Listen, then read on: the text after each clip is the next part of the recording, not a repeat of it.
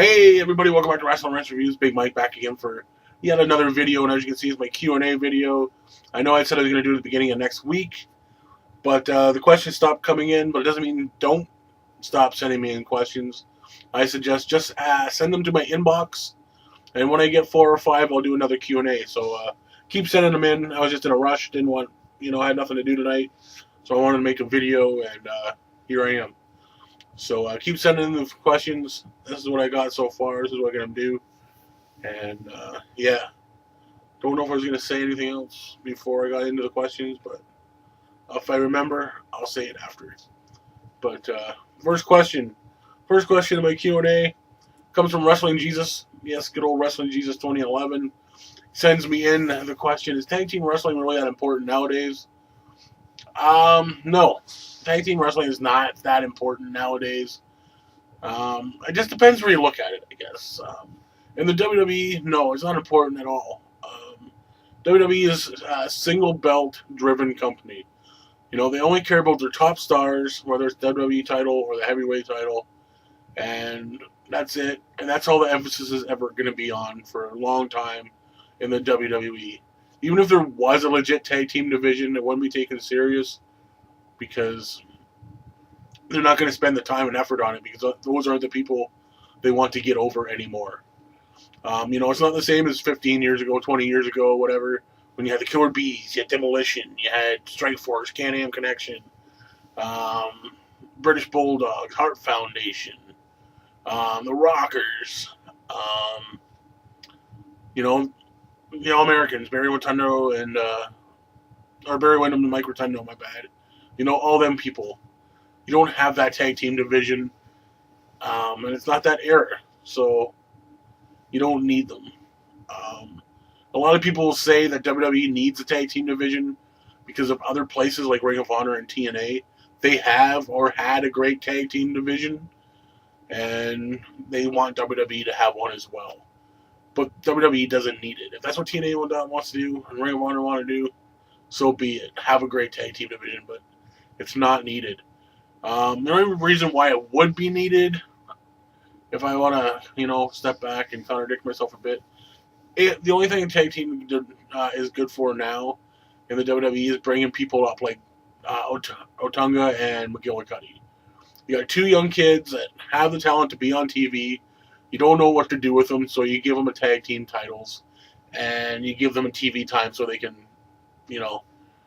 get experience and get better that way, and get them over by having titles. So I guess that's the only reason why a tag team division would be, well, not even a tag team division, but just to have a tag team in the company right now. So hopefully that is a good enough answer for you, Mr. Wrestling Jesus. Moving on, we got Page Fan 424, leader of the PWP for life. He asked me, which indie stars would you sign for the TNA Tag Team and Knockouts division? Well, going to TNA or tag teams for TNA, I would go with the All Night Express, Kenny Kings and Red Titus from Ring of Honor. I believe they could fit in very fine. Do a great job. They even have the X Division style, whatever style that TNA wants from them. They could do it and do it well. Same with the Briscoes. What can I say? They're just a couple tough rednecks, and they would fit in with a good old redneck company like TNA, and definitely kick some ass. Flatliners, an Ontario-based tag team from the indie circuit around here. Very innovative group. They got size, they got speed. They had a couple stints with ROH. I think they do well in TNA. And Super Smash Brothers from Ring of Honor. They were from Ring of Honor. They still may have a shot with them once in a while, but they're mainly mainstays in Ontario and Quebec. And I think they would do great too. They would add to the X Division as well. Knockouts: Sarah Del Rey, Daisy Hayes, Portia Perez, and LuFisto. These guys have all been, or girls, I should say, been around the world. Wrestled for Ring of Honor, wrestled for CZW. LuFisto wrestled for CZW. She was the first woman to win the hardcore or Iron Man or Death Man tournament or whatever the fuck it is. Portia Perez, Shimmer mainstay. Traveled all around the world, wrestled some great people, and like I said, Sarah Del Rey and Davey Hayes, Ring of Honor, Shimmer, um, great wrestlers. So that's who I would add to that. Going down to Brandler Boy. He's asking me which 5 WWE wrestlers do I want to see become world champion by the end of 2012. Well, the wrestlers I would like to see become champion are Del Rio, Ziggler, Rhodes, Mark Henry, Daniel Bryan. Del Rio just because they keep taking the push away from him, and I think he has the it factor to be that way. And I think everybody's on his bandwagon, but it's true. I've loved this guy since the first time I seen him. I actually seen him in a dark match. Well, not even dark matches. It was a house show when he was still just those Carrots fighting Goldust, and it was an amazing match. And I think he's got an awesome move set, and I knew seeing him that this guy could make it, and he hasn't proven us wrong, I don't think. Sure, he's a Mexican JBL, but, he's got it. He can do it, and he's doing it fucking perfectly. Dolph Ziggler, I want him to have the title longer than a week and have a legitimate little run. I think this guy's got the it factor, too. If he could just get better on the mic a little bit, he would have it all. He's got the looks. He's definitely got the ability. Mic skills a little bit better. If he got a little bit more time on the mic, I think he'd be very good for the job. Cody Rhodes, I think he doesn't look the part. I think he still looks like a fucking chicken, but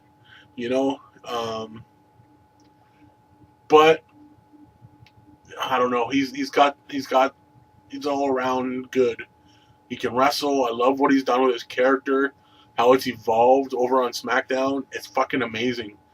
How he went from being dashing and arrogant, now he's just all psychotic, like weird, crazy in his head because he got the mask on, and he plays it really, really well. He's a great character, and if he had the world title, I think it would just push it that much more. Mark Henry, the guy's just paid his dues. Give him the title. It's the world heavyweight title on SmackDown. It would be somebody different, like all these people would be. It'd all be different. Mark Henry deserves it. He's paid his dues.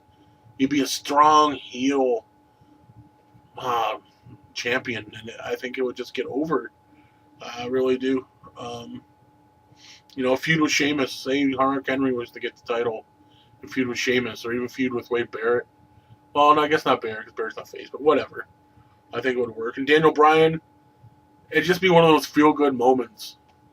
The kid finally made it. It'd be like Shawn Michaels in a way, but better. Shawn Michaels, his boyhood dreams come true. Same with Daniel Bryan. The guy's paid his dues.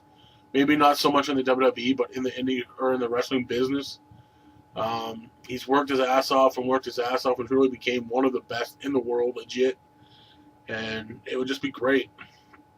So, but it's all in the WWE's hands. That's for sure. Moving on, C Nation Fan 98. My favorite wrestler of all time is Ricky the Dragon Steamboat. My favorite tag team is Demolition. And my favorite YouTuber, I don't know if you mean from the YWC or YouTuber period, but I'm going to go with two people. And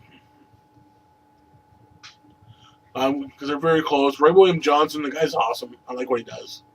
And then there's the Computer Nerd 01, a.k.a. Josh Rocks Guitar. He's very good at what he's good. He makes funny videos. He does spoofs, does parodies of songs, just crazy stuff. So yeah, those dudes are good. My favorite tag team, Demolition. I don't know why I like to ramble on, I do, but they just captivated me at a very young age. The makeup, the fucking football pads with the studs, they were awesome. And then when they brought in Crush and they had the bicycle or the motorcycle or the fucking like hockey mask and fucking leather mask and shit, that was great. Steamboat, I don't know. I've said enough about him tons of times in other videos, so I'm probably sure you're sick of it. But he was just awesome. Still is. I love the guy. Moving on to the Thampar 1, or I guess the Thampar, I guess so. Sorry if I botched your name, but that's what it looks like to me. What pay-per-view is my favorite of all time and why?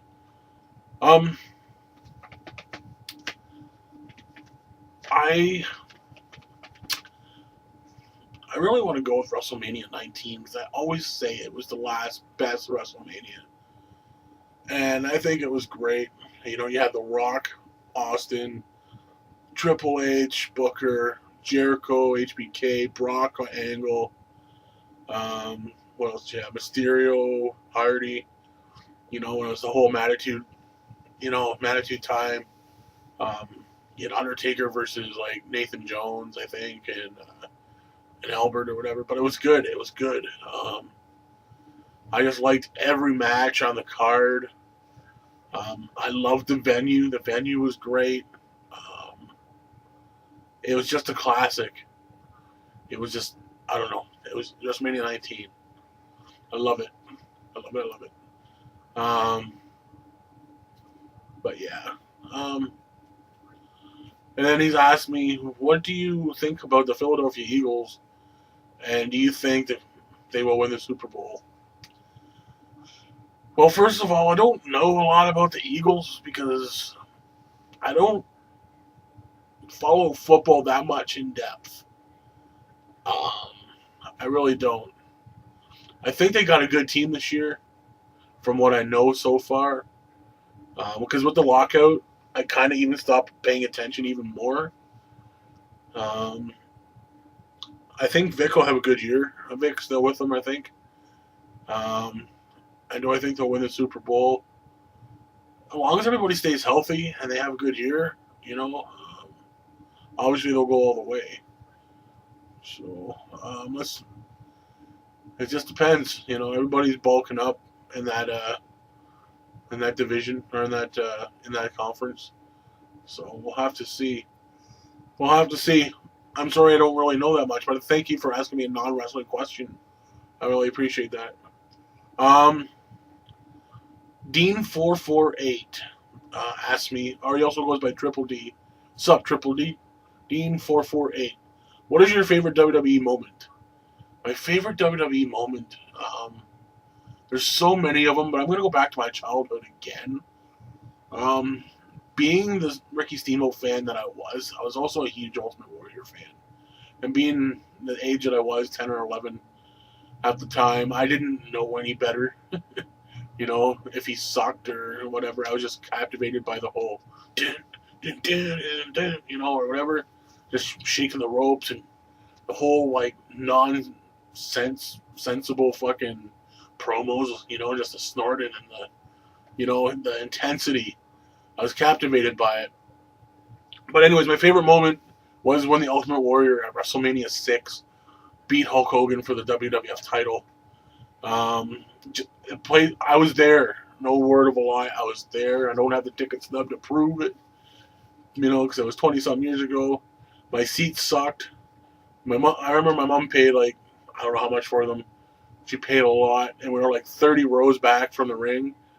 But we were on the floor. And it sucked because people were standing. You got kids on shoulders, signs. And, but I remember the place fucking went nuts. I remember Hogan handing him the title. It was just an awesome moment. I didn't shut up about it all the way home. It was great. And he also asked me who was my favorite WWE legend. I basically said it, my favorite wrestler of all times, Ricky the Dragon Steamboat. And my last question here is by Twisted Extreme, a longtime subscriber. He asked me, it seems like Mick Foley wants one more match in the WWE. Would he be a fit opponent to The Undertaker at WrestleMania 28? So basically, do you think he'll be a good shot at the Undertaker at WrestleMania 20? I think it would. Because, everything that comes to an end usually comes full circle. And I'm not saying that was the Undertaker's very first WrestleMania match. But other than Kane, Mick Foley would be the last one left from the original beginning, because their feuds at the beginning were amazing when he was Mankind. Boiler Room Brawls, the Hell in the Cell. They got a history.